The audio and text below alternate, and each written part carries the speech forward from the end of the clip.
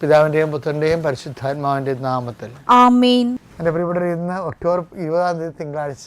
അമ്മേ പരിശുദ്ധമേ, അമ്മേ പരിശുദ്ധമേ, ദൈവമാതാവേ, കൃപാസനത്തിലൂടെ ഞങ്ങൾക്കും ഞങ്ങളുടെ ദേശത്തിനും അമ്മ മധ്യസ്ഥം തേടി തന്ന എല്ലാ അനുഗ്രഹങ്ങൾക്കും കൃപകൾക്കും ഞങ്ങളിപ്പോൾ ഹൃദയം നിറഞ്ഞ നന്ദി പറയുന്നു. അമ്മേ പരിശുദ്ധമേ, അമ്മേ പരിശുദ്ധമേ, ദൈവമാതാവേ, 2004 ഡിസംബർ 7 ഉച്ചകഴിഞ്ഞ് 2:30 കൃപാസനത്തിൽ സംഭവിച്ച അമ്മയുടെ പ്രത്യക്ഷപ്പെടലിനെ കുറിച്ച് തിരുസഭയ്ക്ക് സമർപ്പിച്ചിരിക്കുന്ന പഠനരേഖകളുടെ മേൽ സഭാത്മകമായ പഠനം ആരംഭിക്കുവാൻ ഞങ്ങൾ പ്രാർത്ഥിക്കുന്നു. അമ്മേ പരിശുദ്ധമേ, ഭൂസ്വർലോകങ്ങളുടെ രാജ്ഞിയായ അങ്ങേയ്ക്ക് ഭൗമ സംരക്ഷണത്തിനായി പ്രപഞ്ച പ്രകൃതിയെ തന്നെ തിരുസഭ പ്രതിഷ്ഠിക്കുവാൻ ഈ പ്രത്യക്ഷീകരണം വഴി ഇടയാക്കണമേ. പരിശുദ്ധമേ, ജപമാല മാതാവേ, സകല കൃപാസനം പ്രാർത്ഥനകളോടും ചേർത്ത് ഞങ്ങളിപ്പോൾ പ്രാർത്ഥിക്കുന്ന ഈ കുടുംബത്തിന്റെ പ്രത്യേക നിയോഗം പറമക്കളെ.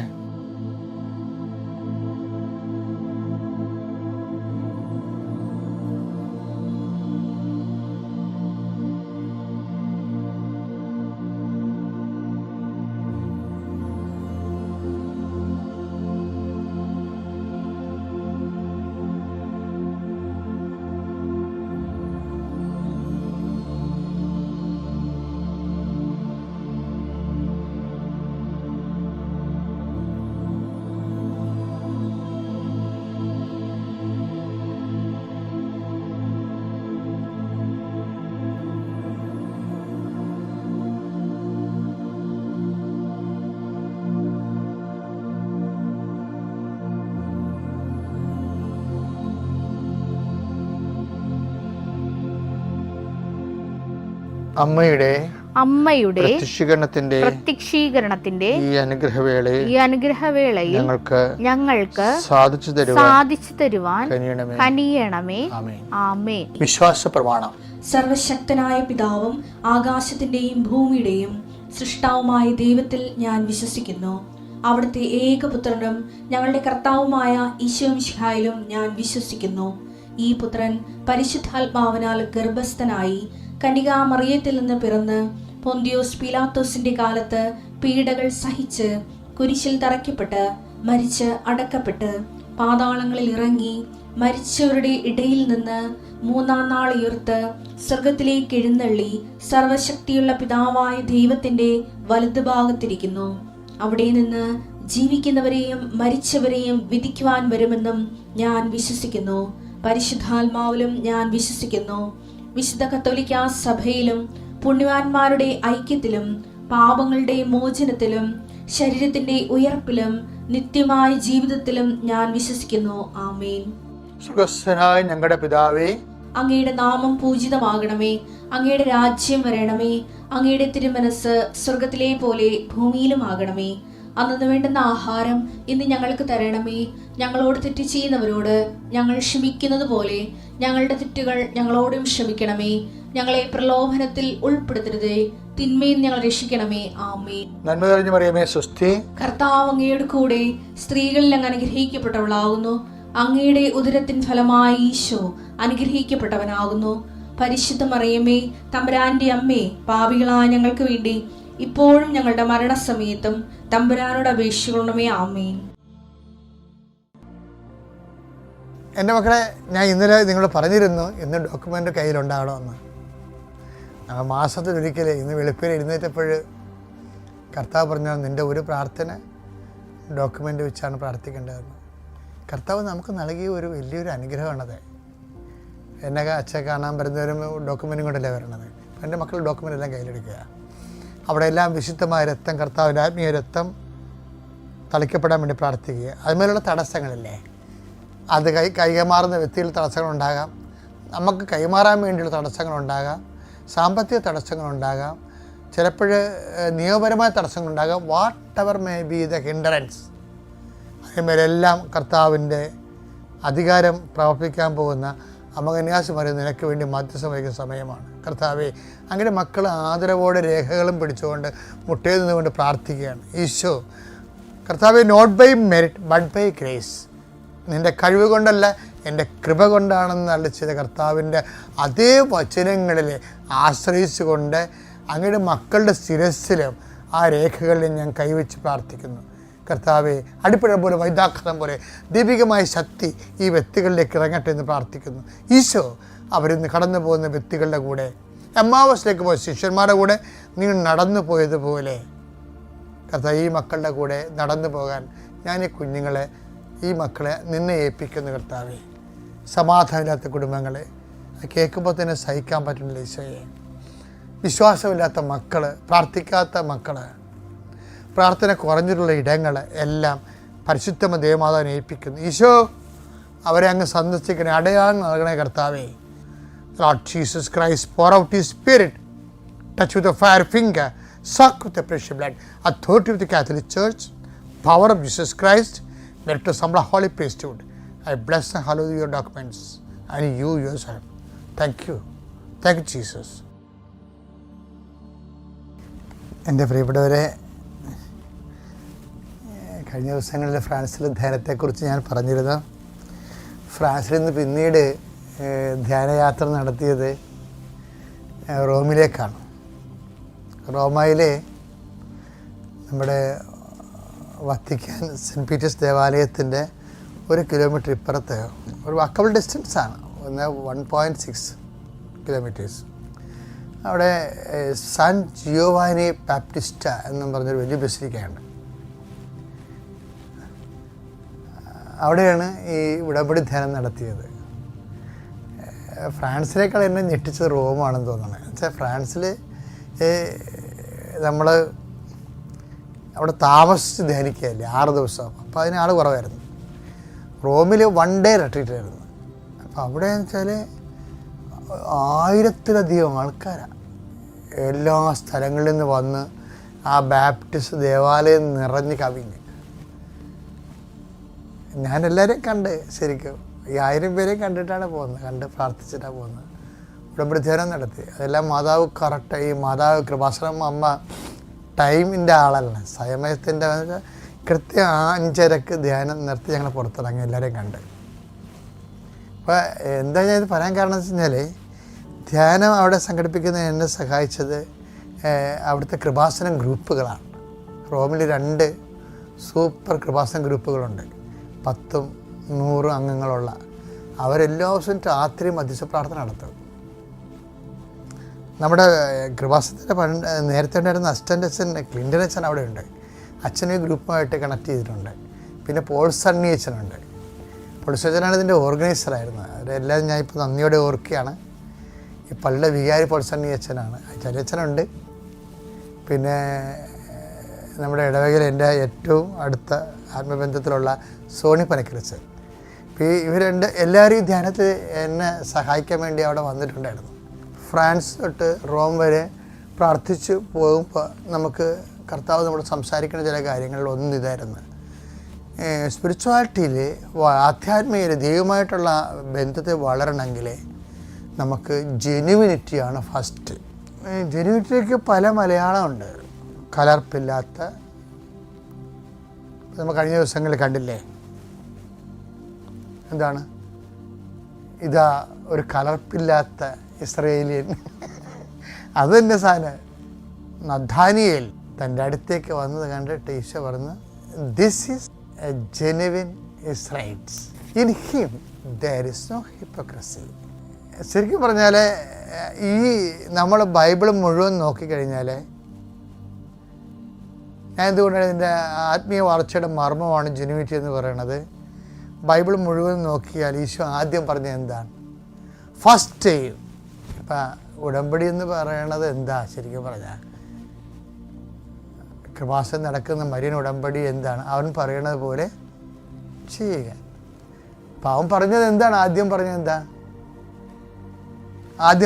അവൻ അനുതപിക്കുക, സുവിശേഷത്തിൽ വിശ്വസിക്കുക. ഇത് ആദ്യം പറഞ്ഞതല്ല, അവൻ കൂടെ പറഞ്ഞുകൊണ്ടിരിക്കുന്നത് തന്നെയാണ്. മർക്കോസ് 1:15 അവൻ പറഞ്ഞു സമയം പൂർത്തിയായി, ദൈവരാജ്യം സമീപിച്ചിരിക്കുന്നു, അനുതപിച്ച് സുവിശേഷത്തിൽ വിശ്വസിക്കുവിൻ. അനുതപിച്ച് സുവിശേഷം, ഇതാണ് ആദ്യം പറഞ്ഞത്. It is his priority.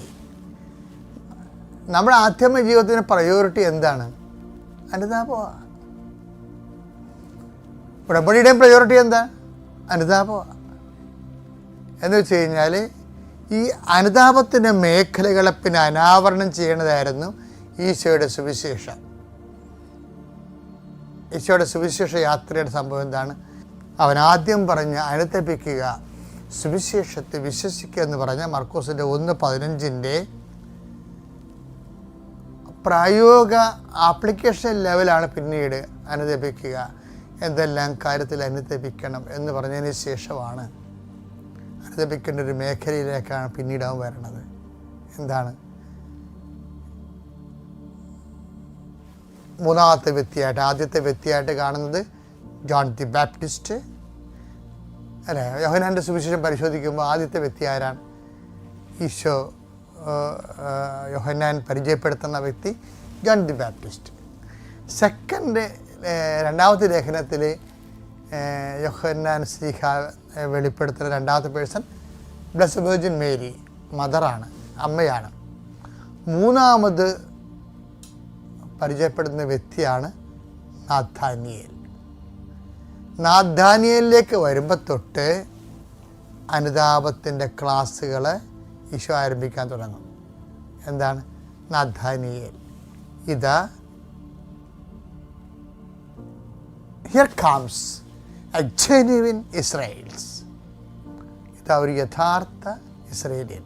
എന്താണ്? ഇവൻ ഹീസ് നോട്ട് ഹിപ്പോക്രാറ്റ്, ഇവന് കാപട്യം ഇല്ല.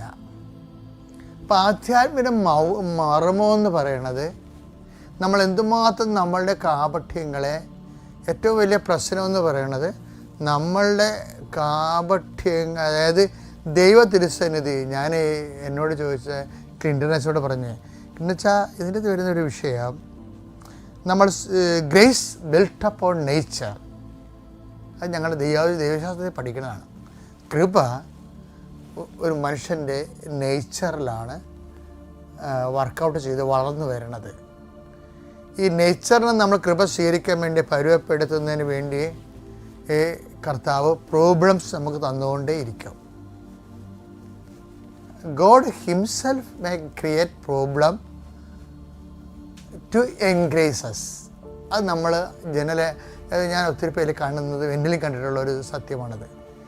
പ്രോബ്ലം തന്നിട്ട് നമുക്ക് ഈ മണിച്ചിത്രത്താഴ് എന്ന് പറഞ്ഞ് നിങ്ങൾ സിനിമ കണ്ടിട്ടില്ലേ? ഞാൻ അതിൻ്റെ മൊത്തം കണ്ടിട്ടില്ലെങ്കിൽ അതിൻ്റെ ടീസറൊക്കെ ഇതുപോലെ യൂട്യൂബ് എടുക്കുമ്പോൾ കണ്ടിട്ടുണ്ട്. അപ്പോൾ എനിക്ക് ഞാൻ കാണുന്നതല്ല, ഞാൻ കാണുന്ന ഭയങ്കരമായിട്ട് ശ്രദ്ധിക്കും. വാട്ട് ഇസ് ഹാപ്പനിങ് ദെയർ എന്ന് നോക്കും. ഇപ്പോൾ അവിടെ നോക്കുമ്പോൾ ഒരു ഡയബോളിക് പേഴ്സണാലിറ്റി ഉള്ള ഒരു വ്യക്തിയെ കാണിക്കുകയാണ്. ആരാണത്? അത് ഒരു വ്യക്തി, അവരുടെ പേര് ഗംഗ എന്നാണ്. അപ്പം ഗംഗയിൽ തന്നെ വേറൊരു വ്യക്തിയുണ്ട്. ആരാണത്? നാഗവല്ലി. അപ്പം അവിടുത്തെ ആ ഒരു സ്ഥലത്ത് ഈ രണ്ട് വ്യക്തികൾ ഒരുമിച്ച് ജീവിക്കുന്നു. എന്നിട്ട് അവിടുത്തെ മനഃശാസ്ത്രത്തിൻ്റെ പരിപാടി എന്താ? ഗംഗ തന്നെയാണ് നാഗവല്ലി എന്ന് ഐഡൻറ്റിഫൈ ചെയ്യുക എന്നുള്ളതാണ്. നാഗവല്ലി ആക്കാതിരിക്കാൻ വേണ്ടി വേറൊരു സ്ത്രീയെ അവിടെ കൊണ്ടുവന്ന് വീട്ടുകാർ ഭ്രാന്തിയായിട്ട് ആപ്ലിക്കേറ്റ് ചെയ്തിട്ട് ഗംഗയെ സംരക്ഷിക്കുന്നുണ്ട്. അല്ല, അത് നമ്മൾ ഇതിൻ്റെ അത് കാണുന്നതാണ്. അതുപോലെ തന്നെ ഇപ്പോൾ എന്നിട്ട് ഈ അല്ലിക്ക് ആഭരണമെടുക്കാൻ ഞാൻ കൂടി പോട്ടെ എന്ന് ഈ ഗംഗ ചോദിക്കും. അപ്പോൾ ഈ നകുലം പറയും, നീ പോകണ്ട എന്ന്. ഗംഗ പോകണ്ട എന്ന് പറയും. പിന്നെ പോകാൻ നേരെ ആകുമ്പോൾ പിന്നീട് ചോദിക്കും, അപ്പോൾ ഞാൻ രാവിലെ പറഞ്ഞിരുന്നതാണല്ലോ, പോകാമെന്ന് പറഞ്ഞായിരുന്നല്ലോ, ഇപ്പം പിന്നെ എന്താ ഇപ്പം എന്താ ഇങ്ങനെ? ഗംഗ പോകണ്ടെന്നല്ലേ ഞാൻ പറഞ്ഞത്. അപ്പോൾ അല്ലിക്ക് ആഭരണമെടുക്കാൻ ഞാൻ പോകണ്ടേ? എന്നെ വിടമാട്ടെ? ഇല്ല, ഗംഗ പോകണ്ട, വിട്ടമാട്ടെ എന്ന അപ്പോൾ ഇവരുടെ ഭാവങ്ങൾ മാറിയിട്ട് നാഗവല്ലി പുറത്ത് വരും. അപ്പോൾ എന്നിട്ട് ഈ നാഗവല്ലി അവർ ട്രീറ്റ് ചെയ്യുന്നുണ്ട് അവരവരുടെ രീതിയിൽ. സ്പിരിച്വാലിറ്റിയിൽ ഈ ഒരു പ്രശ്നമുണ്ട്, നമ്മുടെ ഉള്ളിലല്ല. അതുകൊണ്ടാണ് ഈ നെയ്യാൾ വരുമ്പോൾ ഉടനെ പറയണത് ഇവനിൽ നാഗവല്ലി ഇല്ലെന്ന് പറയും. ആരാണ്? നാദാനിയൽ വരുമ്പോൾ ഇവനിൽ നാഗവല്ലി ഇല്ല, ഇവനിൽ വേറൊരു കഥാപാത്രം ഇല്ല, ഇവൻ മാത്രമേ ഉള്ളൂ. ഇവനെ വർക്ക് ചെയ്യാൻ എളുപ്പമാണ് ദൈവത്തിന്. അസ്പേർ മർമ്മം അതാ. പക്ഷേ എന്നിട്ട് പറയും വേറൊരാളുണ്ടായിരുന്നു, അയാൾ എത്ര വലിയ ഉന്നതനാണെന്ന് പറഞ്ഞാലും അയാളിൽ വേറൊരു പേഴ്സണാലിറ്റി ഉണ്ട്, യാക്കോബ്. നമ്മൾ കഴിഞ്ഞ ദിവസങ്ങളിൽ കണ്ടതാണത്. യാക്കോബ് അയാൾക്ക് 2 പേഴ്സണാലിറ്റി ഉണ്ടെന്ന് പറയും. ഈ 2 പേഴ്സണാലിറ്റി ഉണ്ടെങ്കിൽ ഈ ലൂർദ് തൊട്ട് ഹുറോം വരെ അമ്മ പറഞ്ഞുകൊണ്ടിരുന്നതും ഈശോ പറയാൻ വേണ്ടി പ്രേരിപ്പിച്ചുകൊണ്ടിരുന്നതുമെല്ലാം ധ്യാനിപ്പിക്കുമ്പോൾ നിൻ്റെതായാലും മറ്റുള്ളവരായാലും ഈ ഡബിൾ പേഴ്സണാലിറ്റിയെ ട്രീറ്റ് ചെയ്യണമെന്ന് വചനം. അത് അഡ്രസ്സ് ചെയ്യണം. ഇന്നല്ലെങ്കിൽ നാളെ നമ്മുടെ ഒരു അതർ മാനെ നമ്മൾ കൺഫ്രണ്ട് ചെയ്യേണ്ടി വരും.